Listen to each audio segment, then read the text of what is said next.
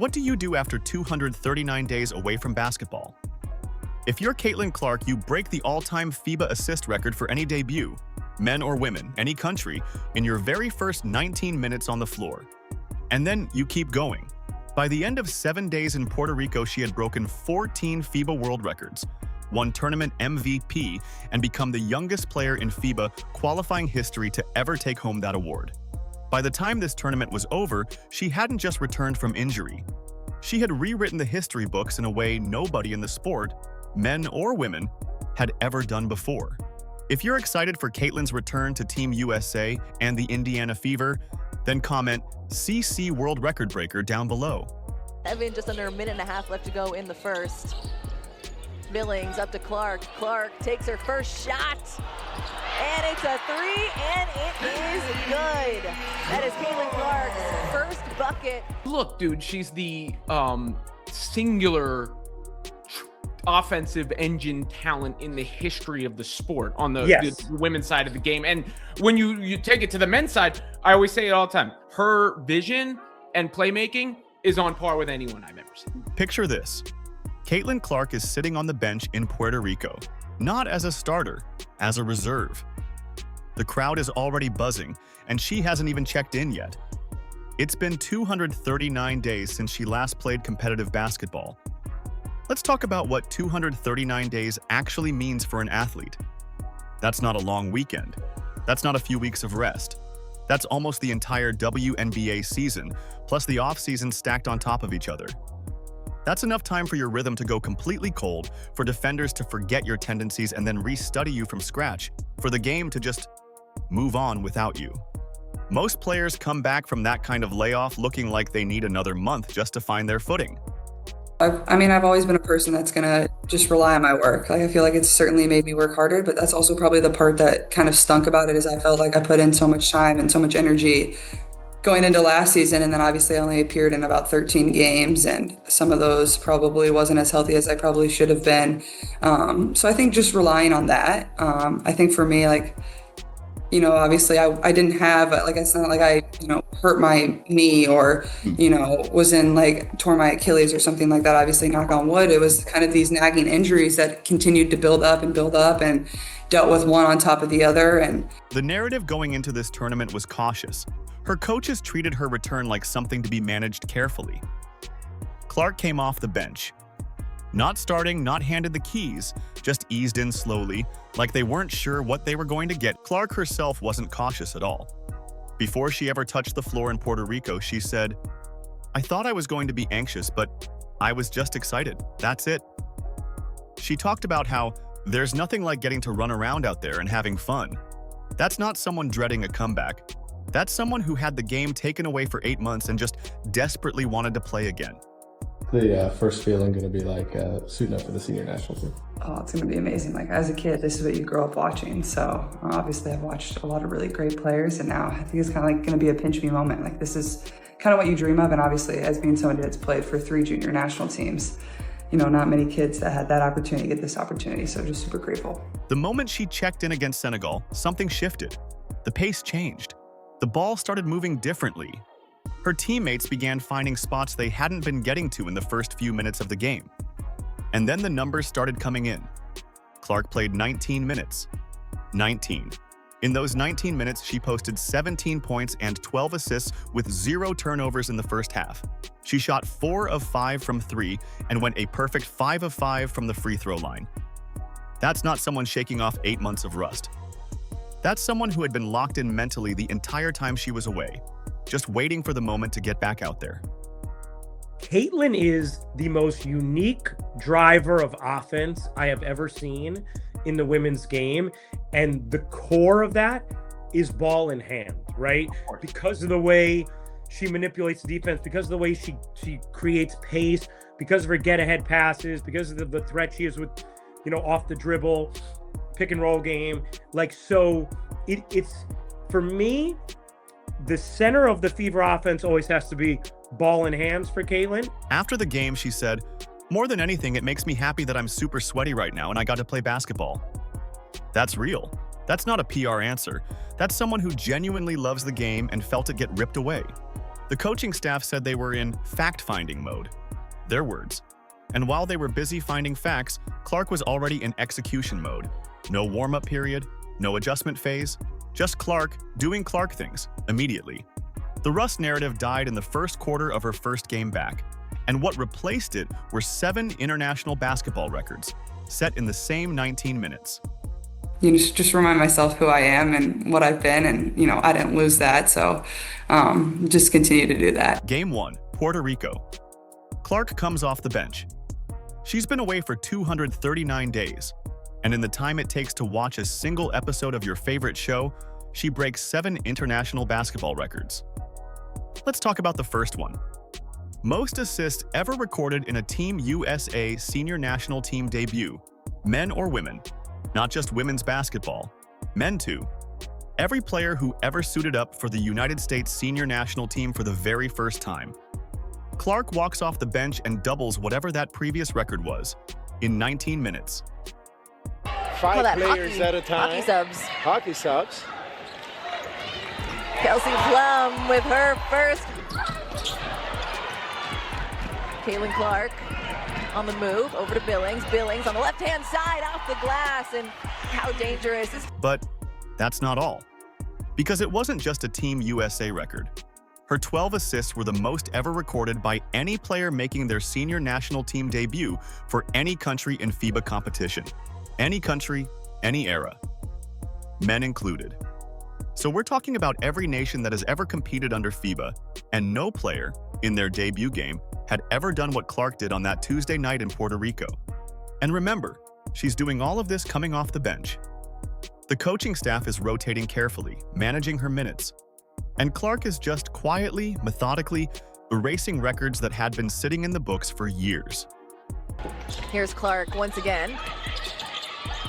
She's got 8 points. She wanted to pull up for 3, but gonna share it with Ryan Howard, who puts up a 3, and that's her second of the game. Give her... Comes off the screen from Irfin, kicks it over to Clark. Clark behind the back crossover finds Ryan Howard. Howard for 3, and we said it, the connection between Caitlin Clark and Ryan Howard. Record 3. Her 12 assists were the second highest single-game assist total in the entire history of FIBA qualifying tournaments, across all games, all tournaments, all countries. Second all-time. In her debut. Off the bench, after 239 days away. Record 4. Most assists by any player coming off the bench in FIBA history, men or women. Not just qualifying tournaments, all of FIBA. Bench players don't put up numbers like this. Clark did it in her first 19 minutes back. Caitlin is looking to share the ball, comes off the screen. A nice pass into Copper. Copper up and under, and what a finish for Copper, and what a setup by a point guard, Caitlin. Record 5 is the one that really gets me. In the first half alone, she had 8 assists with 0 turnovers. 8-0. That's the highest first half assist total in any FIBA qualifying game ever played. And she didn't give the ball away once. Most point guards never reach that level of decision-making in their prime. Clark did it in her first half back from an 8-month injury layoff. Then records 6 and 7 come together. She posted the fastest double-double in a Team USA debut. And more than that, she's the only player in history, men or women, any country, to record a double-double in their very first senior national team debut game. It had literally never happened before. Anywhere. Being patient, find the right shot. Caitlin Clark's got the ball over to Beckers. Beckers sets up the 3, and it's nothing but... So let's just sit with that for a second. 7 records, 19 minutes, coming off the bench after 239 days away from competitive basketball. And that's just game 1 of 5. The records didn't stop with Senegal. They kept stacking up, game by game, night by night. But before we get there, let's talk about what her coaches decided to do with all of this. So Clark breaks 7 records in her debut, and then she gets benched for 4 of the 5 games. Let's talk about that, because the numbers that came out of those 4 games make the decision look genuinely puzzling. I thought Puerto Rico played very, very hard, and they played hard the entire time. They challenged us with their effort, and I thought they made a lot of hustle plays to create baskets for themselves. And, this was more of an uneven game for us on both ends. We talked about it as a team, and I thought we had some good spots, but I also thought we had some rough spots, and that's good. It's good to have rough spots sometimes. You're able to kind of figure some things out, and we're still figuring things out. The coaching philosophy going in was about spreading the load. Everybody shining, no single star, rotation first. After Clark's 7-record debut, the talk was that the starting lineup and rotation were going to change. That sounds like Clark was about to get more run. She wasn't. She stayed on the bench. The best part? While Clark was coming off the bench, she led Team USA in points, assists, plus-minus, and efficiency across the entire tournament. And not just Team USA, she led the entire qualifying field.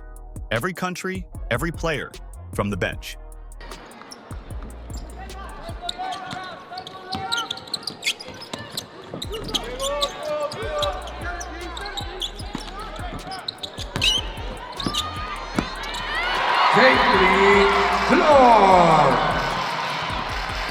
Game 3 against Italy is where record number 8 landed. Clark played 22 minutes off the bench and posted 12 points and 5 assists. Her plus-minus was plus 27. That plus 27 wasn't just the best number on Team USA that night. It was the highest plus-minus by any player across every single country in the entire 2026 FIBA qualifying tournament. Every team, every game, every player. Clark, coming off the bench, put up a number nobody else in the whole tournament could touch. The Italy game was also when assistant coach Nate Tibbetts started adjusting things. He moved Clark into the starting 5, built a 3-guard lineup around her and Paige Beckers, and let the offense actually run through Clark's playmaking. Team USA won by 34 points. What did you see from the lineup with Kelsey Plum, Caitlin Clark, Paige Beckers, Ryan Howard, and Angel Reese, and how did that group impact the flow of the game? Yeah, I thought they did a really good job. This is a group that hasn't been together very long. We've kind of mixed the matchups, mixed the rotations. We played our players a little bit longer stretches than what we had done in the first 2 games. And so I thought initially they got off to a good start. I probably played them a little bit too long of a stretch at some of them got a little bit tired. But yeah, I love the creativity. I love the shooting with that group. And the difference was obvious. When Clark started and the ball moved through her, Team USA looked like a completely different team. Faster, more fluid, harder to guard. The 3-guard lineup with Clark, Beckers, and Kelsey Plum created spacing that defenses just couldn't figure out. Ball movement was constant. Scoring chances kept multiplying. Tibbetts later acknowledged that the earlier approach hadn't been the right call, that running a pace and space system built around Clark was clearly the way to go. That's a big admission, and it means something important. The records Clark broke while coming off the bench happened despite the system she was playing in, not because of it. She was outperforming the structure around her. Brings it up against Fico. Clark off the re-screen. Sidestep, deep 3, and there's Caitlin. Think about what that actually looks like in numbers. Clark led Team USA in minutes, assists, plus-minus, efficiency, and free throws across the full tournament. All 5 categories, while spending most of the tournament coming off the bench. That's not a player being carefully managed. That's a player who was better than the role she was given. Once Tibbetts fully committed to the Clark-Beckers backcourt, Team USA had already won every game, but the wins got bigger and easier. The system finally caught up to what Clark had already been doing on her own the whole time.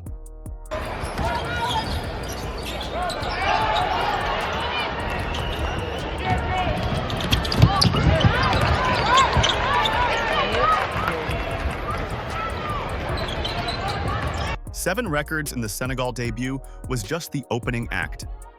By the time this whole thing was over, Clark had broken 14 FIBA world records in 7 days. And honestly, the ones that came after Senegal might be even bigger than the ones she set on night 1. Game 4 against New Zealand is where record 9 landed. Chelsea Gray had held the all-time tournament assist record with 22 assists across a full qualifying tournament. That was the benchmark, the number everyone pointed to when talking about elite playmaking at the international level. Clark passed it during the New Zealand game.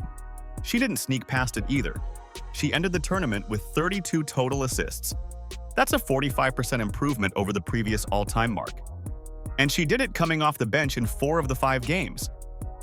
Give me your first impression of the game. I thought it was good. I thought we started off a little slow. I thought our second unit came in, it was really good, and then I thought overall in the second half we were pretty good. You want to start the game. Great start by New Zealand. Caitlin Clark tries again. This time it's good. Then comes the Spain finale, and this is where things shift from statistical to flat-out historical. Clark was named tournament MVP, but let's talk about what that actually means, because it's not just a nice trophy. Record 10. She became the youngest player in FIBA qualifying tournament history to win MVP. Youngest ever, full stop. MVP of the tournament is none other than Miss Caitlin Clark. It's undeniable the impact she's made on women's basketball, and here in Puerto Rico had quite the showing. Her debut with the senior team, the double-double with both points and assists. And in her senior debut, she wins the TISO MVP at the FIBA Women's Basketball World Cup qualifying tournament here in Puerto Rico.